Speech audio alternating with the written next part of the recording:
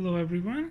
So today I'm going to show you how to troubleshoot the issue where you see the message Wi-Fi adapter not connected on your Mac box. What we have seen that mostly this issue has been seen with the new Mac 322 model. And when you go to the settings in the wireless Wi-Fi, when you try to select, it gives you this message saying Wi-Fi adapter not connected. So in order to troubleshoot that, there are a couple of things that you need to do. So let's go to the back of the box that I have here. So this is the Mac 322W1 box. In the back of the box, as you can see, that there is this HDMI cable and the power cable that you have connected. So what you need to do is just take off both of these cables. So we're gonna take off both of these cables, and so now I have disconnected the power cable and the HDMI cable from my box. So what I'm gonna do is I'm gonna wait for about 1 minute, and then I'm gonna reconnect these cables, and then I will show you in the settings.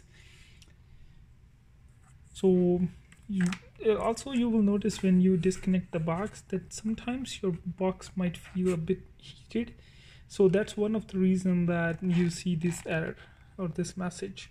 So if I touch my box right now, I see that at the bottom it's pretty much heated. I see this issue with the Mac 322 boxes, that they do get the heat a lot, and then sometimes that does affect with the functionality of the box as well.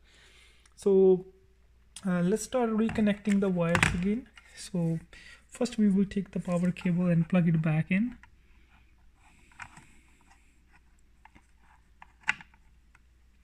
Now we're going to take the HDMI cable and plug that as well. And now the box will start restarting.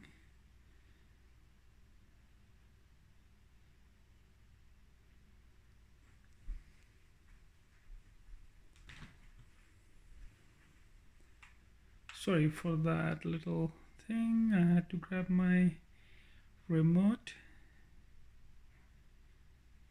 So it's just getting started.